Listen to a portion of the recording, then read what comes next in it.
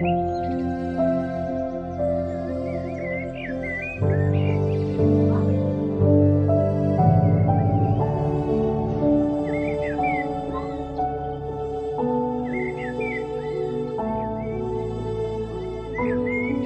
Jampu.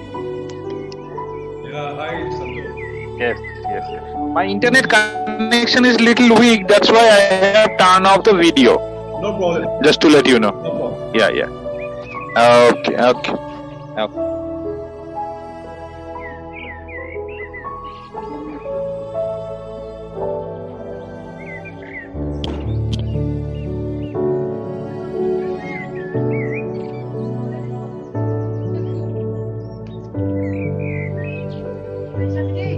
Yes, Father.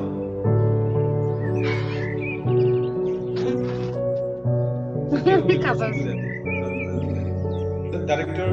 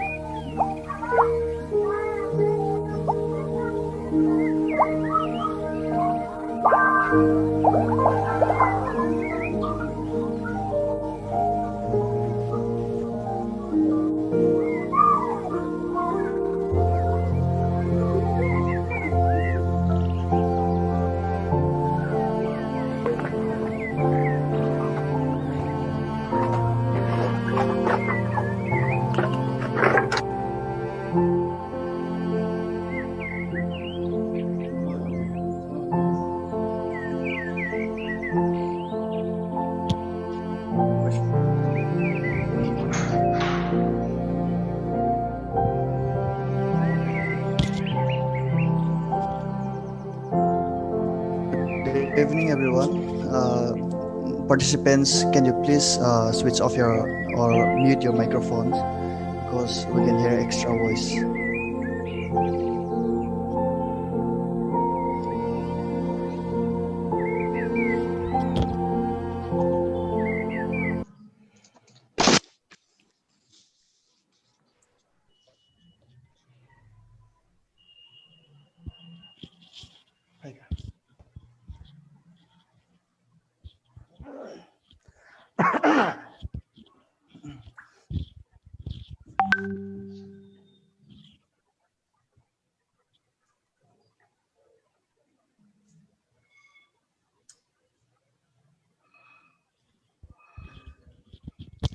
Good evening, everyone.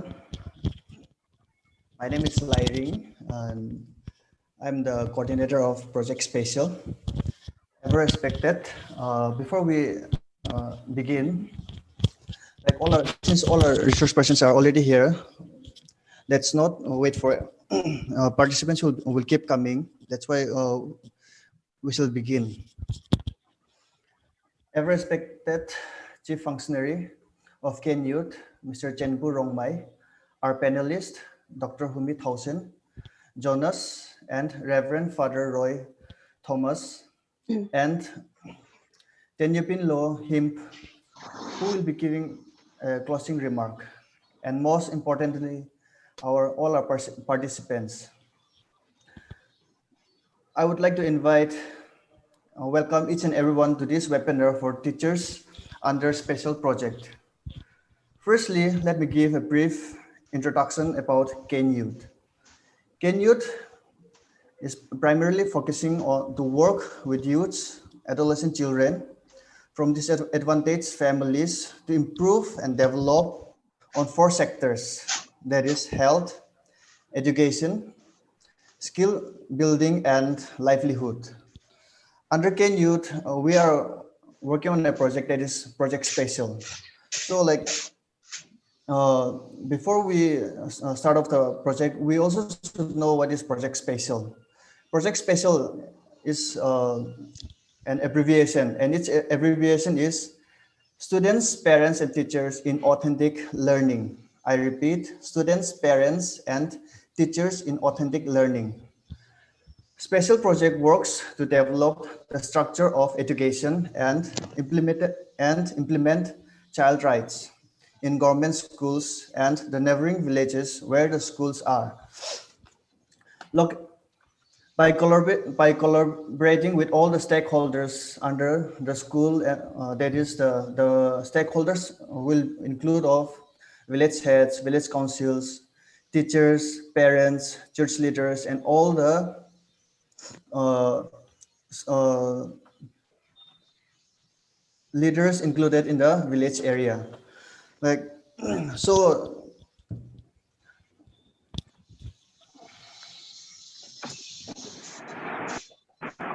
sorry.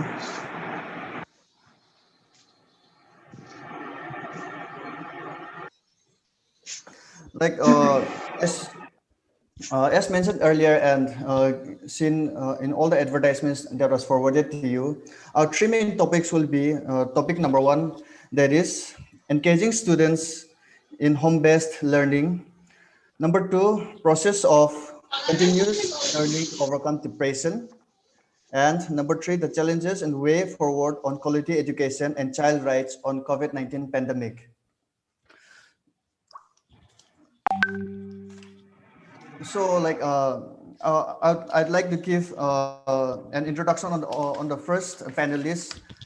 Instead of saying or introducing them one by one, I'd like to first call upon the panelist, that is Dr. Humit Hausen, who will be speaking on process of continuous learning to overcome depression. Dr. Humit Hausen is an assistant professor of Gaudy University and under Department of Anthropology. Her area of specialization is social and cultural anthropology. Dr. Humit Hausen was awarded awarded PhD degree in the year 2019 in the month of January under the thesis entitled Universe of Religion Among Dimasas of Assam and Nagaland, with special emphasis on the Daiko system of worship. She has also presented so many papers in national and international level, like published 5 research papers under national journals, presented in 7 national and international seminars, reviewed papers of reputed journals, chaired and moderated many academic sessions and webinars. This is a brief introduction of Dr. Humit Hausen. So now I'd like to give, before giving time to Dr. Humit Hausen, for opening note, I would like to give a short time to our Chief functionary of Ken Youth, Sir Chenpu Rongmai. Sir, the screen is yours. Thank you, Lighting, and good evening to everyone, respected teachers and the panelists, and also, there are some NGOs members and leaders are also present in the webinar. So I welcome every one of you. My opening remarks will be focused on especially gratitude to the teachers, despite of challenges, despite of struggle, despite of this pandemic, they are still, giving their best so that the students get the quality education at the same time the rights of the child. So this webinar actually we brought all the teachers where we are actually targeting areas like especially from government school Sabra, government school Doraga Pathar, and government town. So, the which we have invited from these three schools, we are going to work with them in the near future also. And the mostly which we are going to work is on the enhancing quality education and the child rights. And with these opening remarks, I want to emphasize, I want to request to all the teachers that we will be working in the future also. So we really request the teachers to support us, to help us in building the children future, especially on education and the child rights. I thank you everyone for your positive response towards this webinar. I'm looking forward to meet you all personally also and through some other means also like phone. And with this, I once again congratulate to all the teachers for their hard work, and I welcome.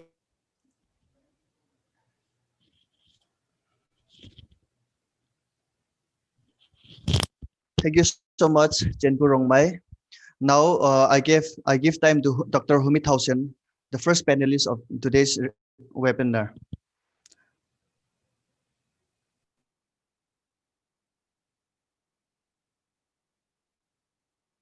Thank you, Larry. I hope I'm audible. Am I audible to everyone?